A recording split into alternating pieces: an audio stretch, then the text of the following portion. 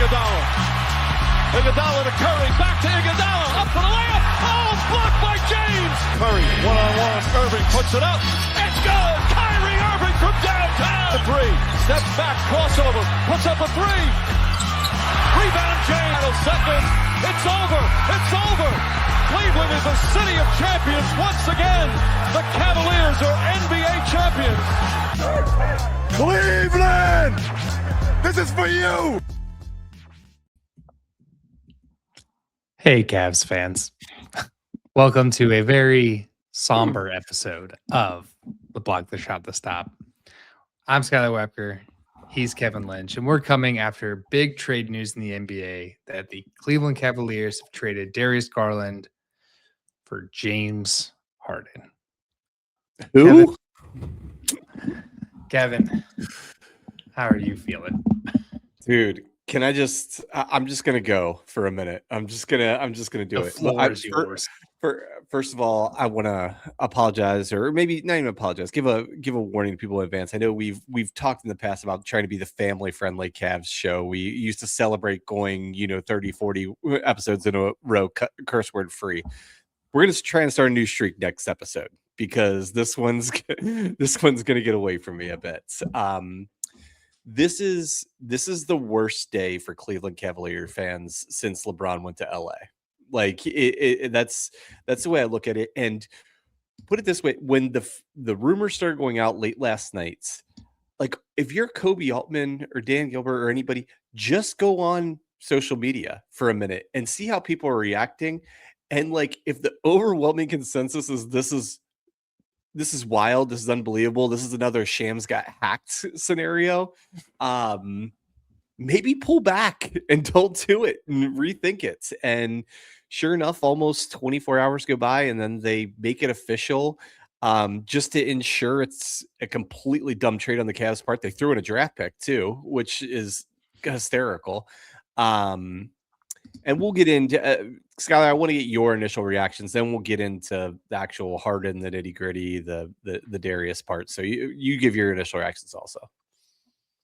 I'm sad because Darius Garland, obviously a fan favorite, like part of the core four, and when completely healthy, which I know has not been the case, when completely healthy, he is incredible to watch on the floor. I understand the move in the financials of it all. Basically, you have less committed money, and from all of the reports, it's much more about making a deeper run this year to convince Donovan Mitchell to stay. Is really what this comes down to. I think. Can I interject for 1 second, like on that, because that is what everybody says, and that is so. Let me get this straight. It is a win now move to appease Donovan Mitchell, like because they have to win this year, so they trade for the historically one of the worst performing playoff superstars in NBA history, a guy who turtles in the biggest games. Literally, there are so many games on his playoff resume where he just wouldn't shoot. He would disappear. He would try and hide. He stopped giving effort and everything. So the whole tagline is we're making a win move now because we have to win this year. And that's the guy we targeted. We have to go get. I agree that I like the decision to push the chips in and win now. I don't like that it's James Harden for all of the maybe some of the on the floor stuff, but it's all the other stuff. Quitting on 5 teams in 6 years, like forcing his way out, wearing a fat suit to get out of Houston, telling a bunch of going to Chinese schools and saying Daryl Morey's a liar, like just all the like antics I don't care for. And then the folding in the playoffs. I mean, he has the worst game 7 shooting percentages, I think, of all time. Of all time. He has the worst closeout game shooting ever. Yeah. And it sucks because the Cavs finally seem like they found their rhythm and they did it without Darius, obviously, they've gone, I think 15-7 in their last 22, something like that. They finally started to get on a roll. And and then you make this move. When you finally started creating some good offensive flow and some good vibes around the team, if there's two things that James Harden is not known for, it's offensive flow and good vibes. And so this doesn't feel like a win now move. This feels like a panic move. And honestly, I have no idea about this. Other people probably said something similar, but this seems like a you meddling ownership. We need to win now. I know that guy's a huge star. Let's go get him kind of thing. Because this is not a Kobe Altman move as far as his track record goes. Yeah, I mean, it definitely could be a Dan Gilbert move for sure. Like I said, there could be other moves. There could be a flurry of other moves between now and Thursday that help facilitate this. But this move alone in a vacuum, I don't know how much of a needle it moves for this Cavs team. Well, here's my problem. You know what the other thing this move does, and even stepping aside from like Harden being on the Cavs right now, this screams they actually don't have a plan, because there's no way you trade for Dennis Schroeder to be your Garland insurance, and then less than 48 hours trade for James Harden, right? I mean, like you would have never made those two trades. This means like they made that trade for one reason 2 days ago, and they made a trade that doesn't make the first one make sense 2 days later. And so like they are going to make other moves, but now I'm worried that they're just shooting from the hip and they don't actually have a plan.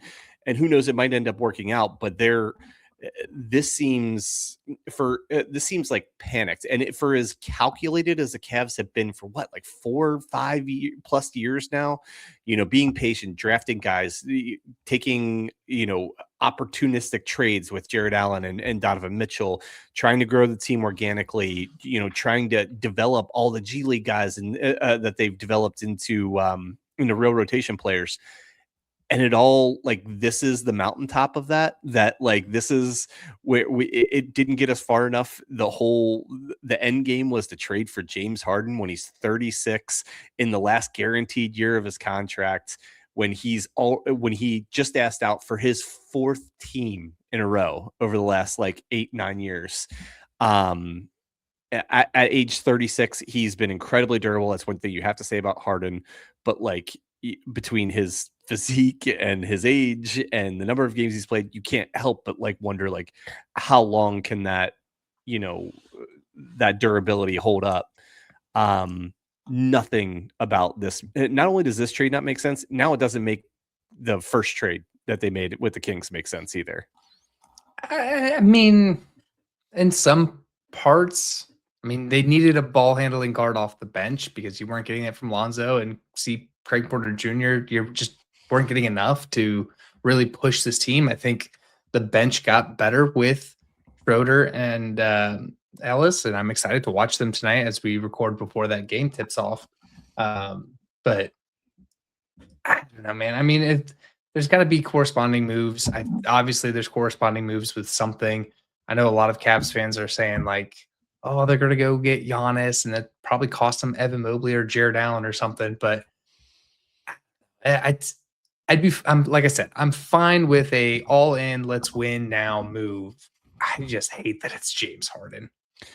It's wild to me because even if you wanted, and this is why I say I hate everything about this. I hate watching James Harden play basketball. I don't think his brand of basketball is winning basketball, especially at this later stages of his career. Yes, win some in the regular season, but when with the Cavs trying to ultimately win, I just don't believe that. But the other thing I hate about this trade is Harden asks out of the Clipper. If you really want Harden, like, you have all the leverage in this situation. And the best deal you can come up with is giving them Garland and a draft pick. Like, why not try and get Zubac or one of their good role playing wings to get thrown into this trade? Why don't I understand salary cap stuff? Like, why don't you make them take Lonzo Ball's contract back with them to get you under the second apron, right? Like, it seems like the Cavs had all the leverage, but somehow gave the Clippers the deal that they wanted. I think I agree with you. They should never have thrown a draft pick in. They had all of the leverage. They're giving him a 26-year-old, point guard. I think the Cavs saw this is less guaranteed money, gives us a little more runway to make some moves either in the offseason or continue making moves for next year's team or anything like that. I don't think this team got worse with James Harden. I don't think this regular season team got worse with James Harden. And right now, it's moved the Cavs, to the betting favorite to win the East, whatever that means. But I don't think the regular season team got worse, but I am still concerned about what the playoff team looks like. Okay, so I agree with part of what you said as far as like this regular season and everything. I do think the Cleveland Cavaliers organization is in a much worse place now because yes, they had salary cap issues, but now those salary cap issues aren't going away. James Harden has a player option for next year and he wants to get paid. And so what's most likely going to happen, you're either going to have to way overpay James Harden, so where you're paying him at 37, 38 years old, the same thing you would have paid Darius Garland, or he's going to get mad that you don't pay him. He's going to request out and you're going to have to trade him for pennies on the dollar or eat part of his contract or something like that. So I agree with you. Short-term regular season, could the Cavs do better just because of who James Harden is and because of Darius Garland's injury concerns? I agree with that.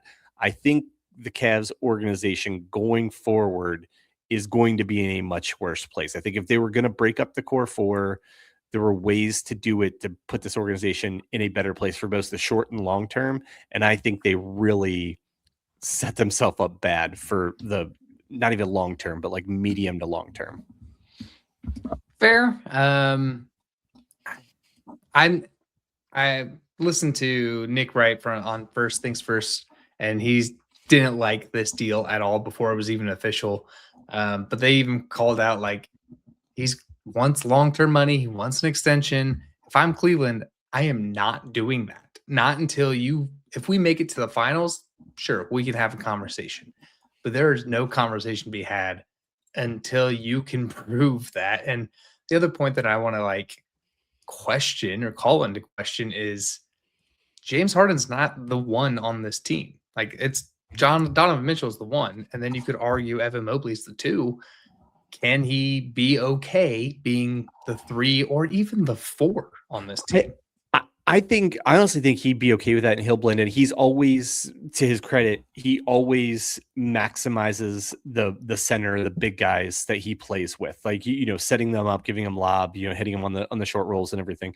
He is very good at that. If there's one guy that's going to benefit, it's going to be Jared Allen, because he's going to get somebody that sets him up even better than Darius Garland is. And Frank has been healthier than Darius Garland. Right. So that's who I think would benefit. But I'm going to say something, and this is you as optimistic as you are, you might think I'm going too far. Maybe we're going to a dark place here and everything, but I'm going to blame myself a little bit for this because I went in pretty hard on the Kings a couple of days ago and how dumb that organization is and why that trade made no sense for them. Organizationally, it doesn't fit their timelines and everything.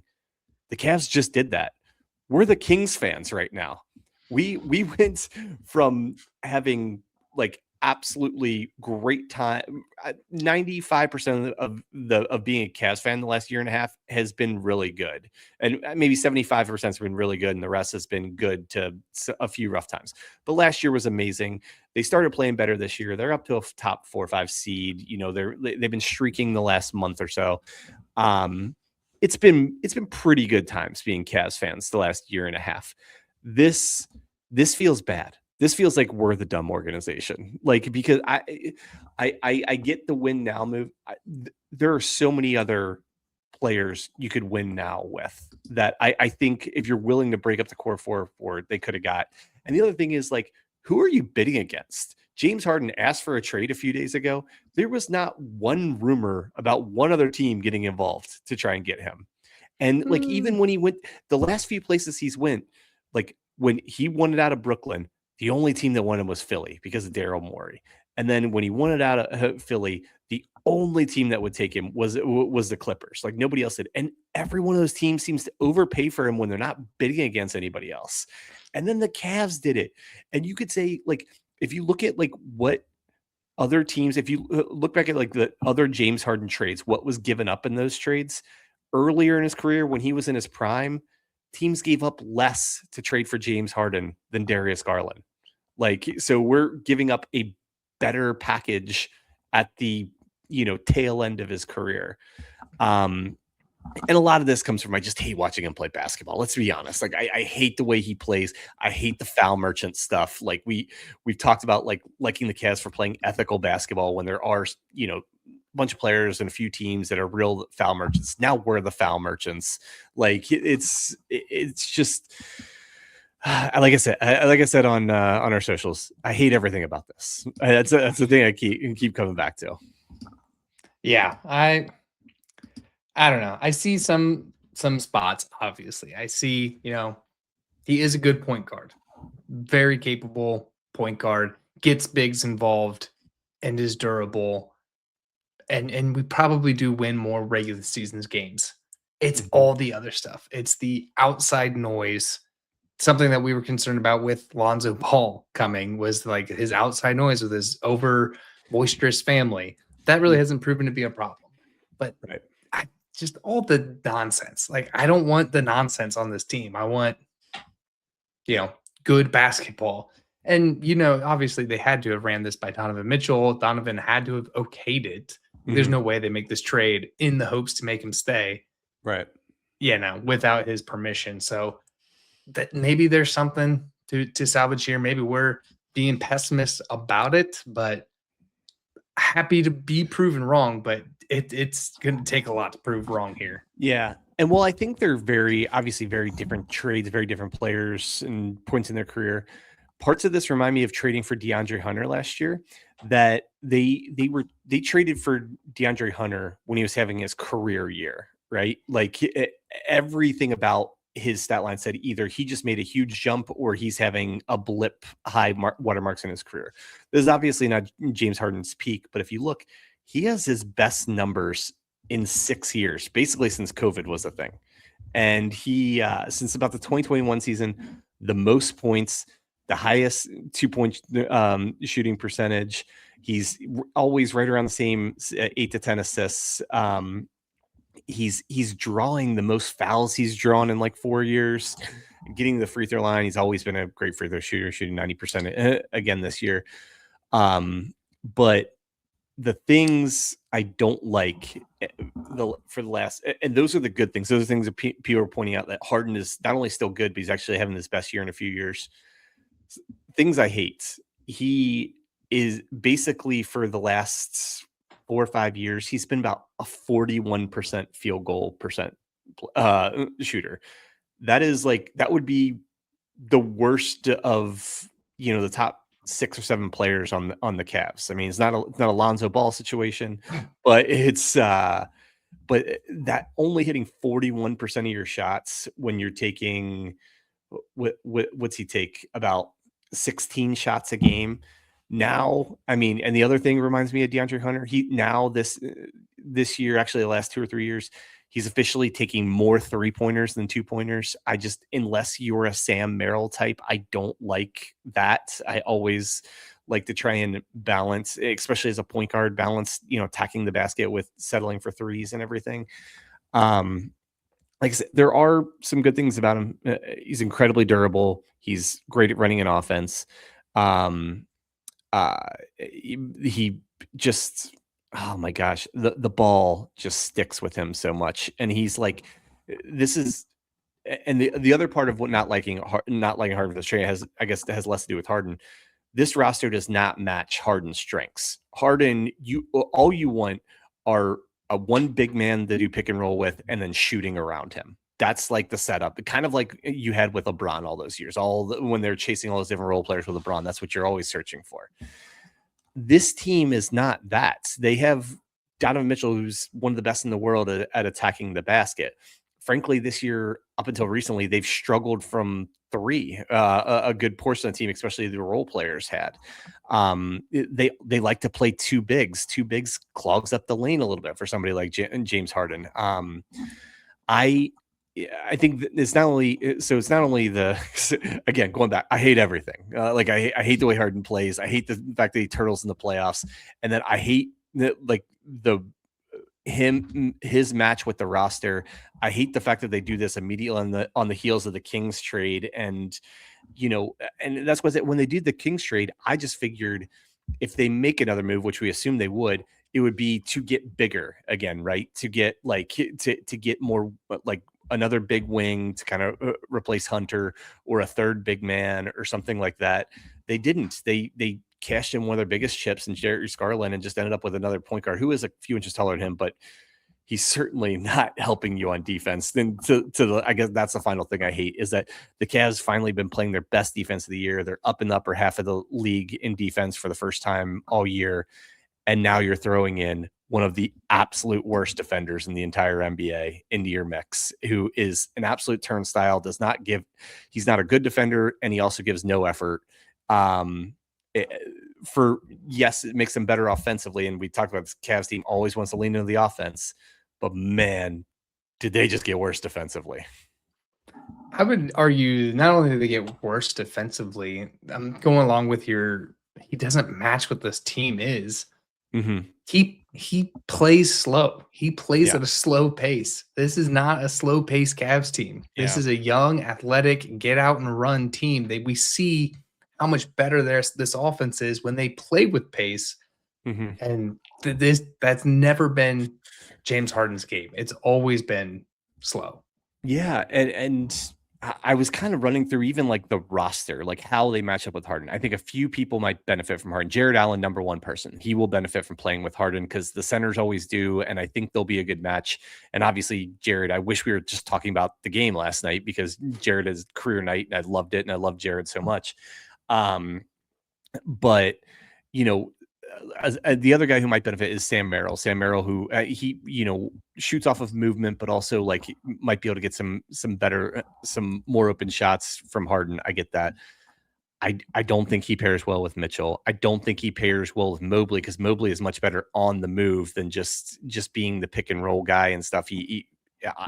I really worry about the development of like Jalen Tyson because like they have really found something with doing it's not a pick and roll, it's a pick and slip with Mitchell, where every time he goes up to set a screen for Mitchell, if the two guys blitz Mitchell, he just finds himself in the free throw line. He's like showing off this great floater, great decision making and everything. That is not a part of Harden's game at all. He does not want to give up. He does not want to make that pass and have that be the offense. And so, yeah, I don't I'm trying to think of more things I hate about this trade. I'll find something. I hate his beard. Just the beard's like, why would you have a beard that long when your job is to sweat all day long? Like it's crazy. Have you seen him without a beard? He looks insane. He looks like a Florida man. Maybe that's it. And I don't know. And I keep going back to the Cavs. I'm confident the Cavs are going to lose this trade. This trade is not going to end up well for the Cavs, which means they just lost a trade to the Los Angeles Clippers. And that makes me sad to even say it. Time will tell. Like I said, Kobe's got other things cooking, I'm sure of it, just to duck tax and everything like that. And if it doesn't work, it's an easy to move contract in the off season because it's an expiring deal. You don't have to extend him. You can trade him, and even if you trade him pennies on the dollar, you're getting out of the luxury tax. He's just about gone through the league. I don't know who's going to want him. I mean, he's the dumb teams. As an expiring contract, you'll find somewhere, but I don't think you're not going to get anywhere near the value back if you trade him in the offseason as Darius Garland. I think that's for sure. And speaking of, let's spend a few minutes talking about Darius, who's now not like on the Cavs anymore. And I'll just say and let you give your thoughts. I mean, it's sad. I mean, sports is a business and it's all about winning. We all get that. Like I totally understand that, but like talk about a great Cav who came in when the Cavs were at their absolute lowest. Just incredible player, obviously had the health issues and maybe those were just always going to be there or not. But when he played, super dynamic, incredible finisher in lane, like with the floater in particular. Turned himself into a elite 3-point shooter, and was just a joy to watch, and by all accounts a great guy, and someone I really enjoyed rooting for with the Cavs. Yeah, he was easy to root for. He was such good talent. I mean, and then coming out, I mean, I think that first year he was ranked 30th of the 30 point guards. Like everybody thought he was terrible, and then just turning it on, earning that max extension, making Colin Sexton expendable. He really was part of the turnaround here in Cleveland. Really the only member left from that turnaround squad was Darius Garland. Yep. Yeah, no, it's a bummer. I wish Darius nothing but the best. I hope he figures out the foot thing and can find some success, whether he sticks in LA or ends up going somewhere else or whatever. But he, like I said, like you said, I should say, easy guy to root for, and we trade him for like the hardest guy in the whole league to root for. It's gonna be very hard to root for him. Out here. I promised it up top. I'm just gonna say it. This fucking sucks, man. I think that's the first F-bomb I've ever dropped on the podcast, like 200 episodes in. But this fucking sucks. I hate it. My initial reaction was to just call you and tell you I quit the podcast. But we're gonna power through, and I'm gonna try and be positive, but most likely gonna be really critical of James Harden when if his play dictates it. If the Cavs give him an extension, we're gonna end this podcast. I promise. Oh God, don't say that. Oh my God, and they play the Clippers tomorrow night. We haven't even mentioned that. The fact they make this trade, they're gonna be in LA. My guess is neither guy plays. I mean, Garland's obviously not going to play. He's still out with a toe. My guess is Harden doesn't play because, I mean, it usually takes 24 to 48 hours, like we talked about, and that's why neither Schroeder or Ellis played on Monday nights. That it probably wouldn't happen, but he'll probably be sitting on the bench. I don't know. Are they going to sit on each other? How sad is that going to be if Garland's literally sitting on the Clippers bench like tomorrow night? I'm going to get a tear in my eye. Oh, don't say that. Oh, that's going to suck. Yeah. I said this on social media, but I want to put it on the podcast. 100 times out of 100, I would rather watch Darius Garland in street clothes giving high fives to the guys on the court than watch James Harden play basketball. This is like, sports is just sports. It's not life. There's a lot worse things that could happen. But from a sports perspective, this is like the lowest I've been in a long time.